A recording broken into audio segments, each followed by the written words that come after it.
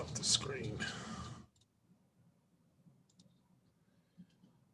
I guess take me back to how all this went down and just how exciting it is for the program that you're going to get to face. I mean, it's a challenge, but it's a fun challenge, I would think.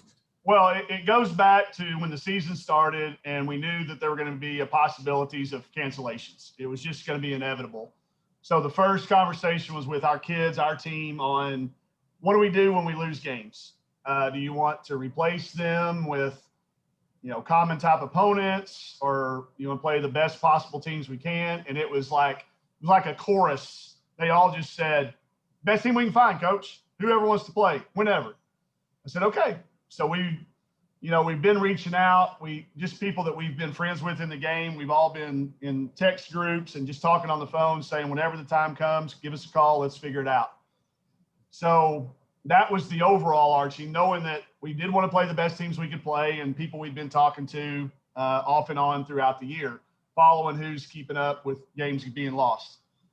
So when we landed in South Carolina the other night, that was when we got the information. It was while we were in the air that Vanderbilt pulled their season. So immediately my thoughts turned to the people I've been talking to and reached out to, and they reached out to us while we were in the air.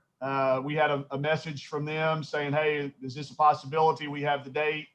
And it was, from that point on, it was just a matter of working out the formalities of game times and tickets and return games and stuff like that. So our administration jumped right in, their administration got together, and the thing was done overnight. Just when you say UConn, I mean, getting the opportunity to face a UConn, it's only happened once at this school, and it was back in the tournament to start the 1998 season. And what they've done since '98, they've been the standard bearer. They've been very dominant in lots of ways in lots of areas. And of course, with Coach Ariema just surpassing Pat Summitt, overall wins. It's name recognition.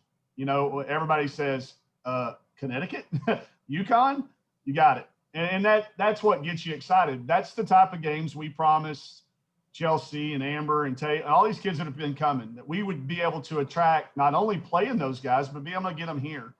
Obviously, the draw of Kristen Williams, bringing her back home. They had set to be playing a game in Little Rock, but it got postponed. So I figured there would be a desire to get her back close. And we honor that. We try to do it with our players. So, obviously, Kristen is a very respected player in this state. For us to get a chance to get her back here and play in Fayetteville, along with the legacy. Their national championships, their string of Final Fours, their win streaks, their recognition. Our kids they respect them. They certainly understand what they've done for the game, but they're looking forward to the game just like any other ones we faced this year. You talked to me earlier about this, but this is the sixth team that's won a national champion, a program that's won a national championship since 2000 that you will have faced this season. So the challenge that you've had this season, but it's a challenge that you build for, because if you get into the tournament, you're going to have to face that challenge. And I'm not telling you we would have done it in any other year, but knowing what we know about the way the tournament's probably going to be selected and run, I felt like it was your overall record's not going to be indicative of who gets in. The NCAA just released it yesterday. You don't even have to have a winning record this year. They're going to be using the eye test. So let's give them our eyes against the best. There won't be, maybe there's going to be another team in the country. I haven't searched everybody's schedules, but I'm not sure of anybody that's going to have had those number of games against teams ranked in the top 3, 4, or 5. And we've got another one coming up with, a ranked team with Georgia, and then A&M later down the stretch, and all the other teams in our league. So that's the key. We wanted to make sure we did what we did against the absolute best teams in the country and the best teams, over since the turn of the century. This is certainly, if you don't have UConn at the top, then you've probably got some allegiances that run deep. UConn has been a name synonymous with women's basketball since he got it going with their first national championship back in the late 90s. You mentioned the players want to play the best. What was the conversation like when you told the team that you're going to get a chance to face UConn in a week? Well, it was we started talking about it after the game at South Carolina. I'd gotten a couple of text messages during the game that led me to believe there was a possibility, but I wanted to check in one last time with them right after we walked off the floor playing South Carolina, who, again, is one of the top teams in the country, to make sure that we were prepared for it, knowing that we still had Georgia on Monday, who's a ranked team and a very – do you want to play on Thursday a team of this caliber? And it was just head nod. It was absolute head nods, no hesitation, and it was unanimous. So to be able to go down there and tell them that we got it done, it was goosebumps for me. It was goosebumps for them. Being able to talk about it is very, very exciting. Now the key is going to be to put that game away. Talk about it today. I've told them, answer somebody who tweets at you, any call, any text, answer it today. But tomorrow when we get together for practice, we got to focus on Georgia. So that's the advantage of having a bye week. This week we can celebrate it. Y'all know we've talked about celebrating small things. Just getting them here is a small victory. And it's another sign that, our program is worthy of a team like Connecticut being interested in playing. We've talked a lot about trying to get fans in that arena, and I know this is a different year, but I don't know if there's a better time than pick the kids up at school at 3 and get to the arena.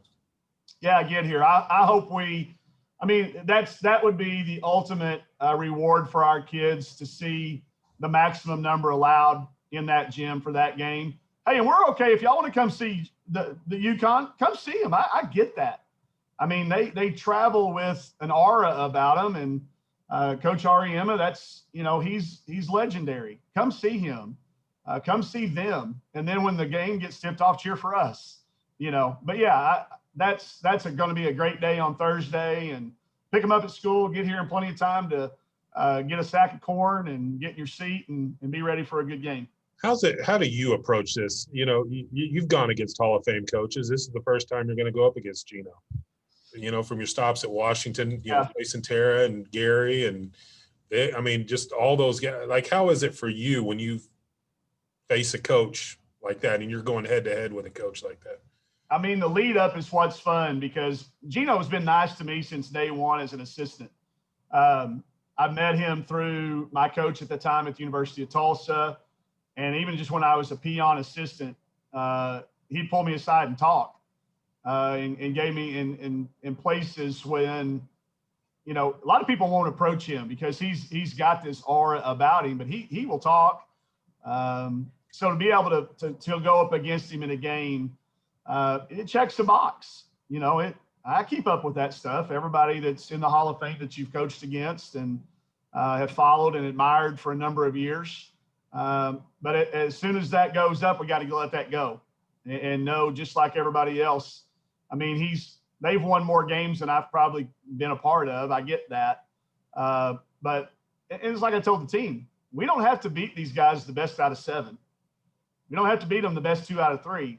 Just got to beat them one night. And, that's the way we'll approach that. And, but it is rewarding. It's a check of a box of coaching against all the greats and all the great programs and seeing it up close and personal. It's not the same watching them on film as it is coaching in the actual game. So very good, very, very cool.